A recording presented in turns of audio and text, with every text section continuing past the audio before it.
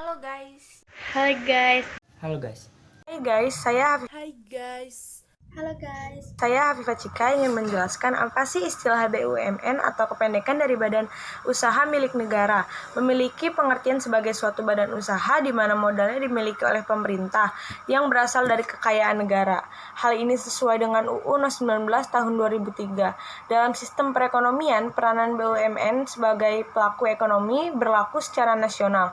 Tujuan didirikannya BUMN adalah untuk mewujudkan kesejahteraan masyarakat serta memenuhi kebutuhan masyarakat di berbagai sektor yang ada. Beberapa sektor seperti pertanian, perikanan, transportasi, telekomunikasi, perdagangan, listrik, keuangan, hingga konstruksi. Kalian, apa aja sih fungsi BUMN sebagai pelaksana kebijakan dalam perekonomian nasional?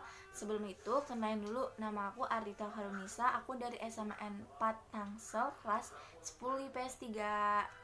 Jadi yang pertama itu ada memberikan sumbangan bagi perkembangan perekonomian nasional dan penerimaan negara. Itu yang pertama, fungsi BUMN. Jadi yang kedua itu meningkatkan penyelenggaraan kemanfaatan umum berupa penyediaan barang dan jasa dalam jumlah dan mutu yang memandai bagi pemenuhan hajat hidup bagi pemenuhan. Itu fungsi BUMN ya guys. Nah, jadi ada lagi fungsi dan peran BUMD. BUMD kalian udah pada tahu kan? Nah, aku di sini mau ngasih tahu fungsi-fungsinya. Satu, melaksanakan kebijakan pemerintah di bidang ekonomi dan pembangunan daerah. Nah, yang kedua itu penumpukan dana bagi pembiayaan pembangunan daerah.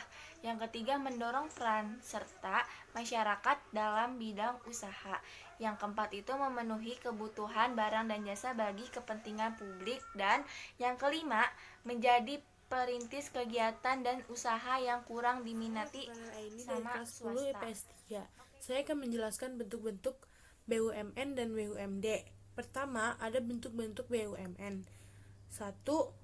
Perusahaan umum atau perum. 2. Perusahaan perseroan atau persero. Kedua, ada bentuk-bentuk BUMD. 1. Ada Bank Pembangunan Daerah atau PBD. Kedua, Perusahaan Daerah Air Minum atau PDAM. Ketiga, ada Perusahaan Daerah Angkutan Antartika. Ini aku pengen jelasin pengertian dari BUMS dan ciri-cirinya. Sebelum itu, aku memperkenalkan diri. Namaku Sabra Sabila dari kelas 10 IPS 3. Secara umum, pengertian dari BUMS, Badan Usaha Milik Swasta, adalah badan usaha yang modalnya dimiliki oleh pihak swasta.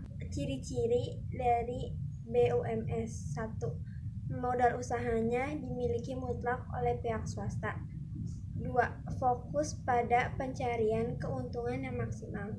3. Pembagian modal didasarkan atas kepemilikan saham perusahaan. 4. Badan usahanya yang memiliki bagian hukum. 5. Pemegang dan pemilik usaha memiliki wewenang untuk melakukan pengawasan yang dilakukan secara fungsional. Saya ingin menjelaskan tentang kekuatan dan kelemahan BUMN dan BUMD. Sebelumnya aku ingin memperkenalkan nama aku Nisa Putri Setiavianti dari 10 IPS 3, sekolah di SMAN 4 Kota Tangerang Selatan. Kekuatan dan kelemahan BUMN dan BUMD. Setiap badan usaha ataupun perusahaan mempunyai kekuatan dan kelemahan. Begitu juga dengan BUMN dan BUMD sebagai badan usaha yang kepemilikannya sebagian besar dimiliki oleh pemerintah, memiliki kekuatan dan kelemahan sebagai berikut. Kekuatan BUMN dan BUMD. Keberadaan BUMN dan BUMD membawa kebaikan bagi perekonomian Indonesia karena memiliki kekuatan tertentu. Kekuasaan BUMN dan BUMD dapat dijelaskan sebagai berikut. 1.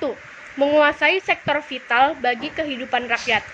2. Melayani kepentingan umum sekaligus memperoleh keuntungan. 3. Memperoleh jaminan modal dari negara atau daerah. 4. Kelangsungan usaha lebih terjamin. 5. Sebagai sumber penerimaan negara atau daerah. Kelemahan BUMN dan BUMD. Kemudahan dalam memperoleh modal dari pemerintah membuat BUMN dan BUMD rentan terhadap penyelewengan.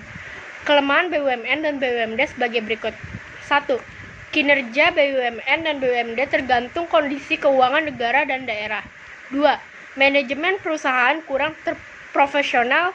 3. Dapat menimbulkan monopoli yang merugikan konsumen. Saya Reza Maulana. Saya akan menjelaskan tentang cara mendirikan badan usaha.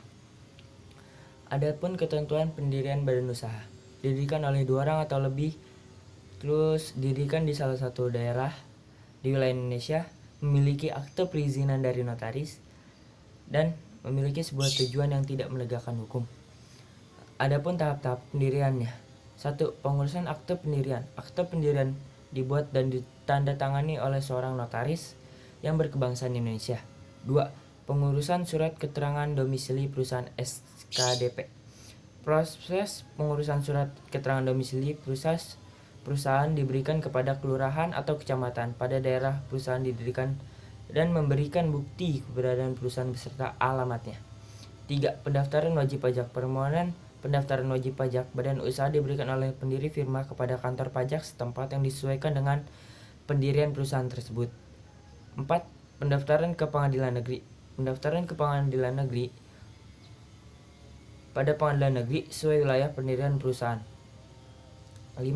Pengurusan surat usaha perdagangan atau SIUP. Permohonan surat izin usaha perdagangan atau SIUP diberikan firma kepada kantor dinas perdagangan pada kota atau kabupaten setempat sesuai wilayah pendirian perusahaan tersebut. 6.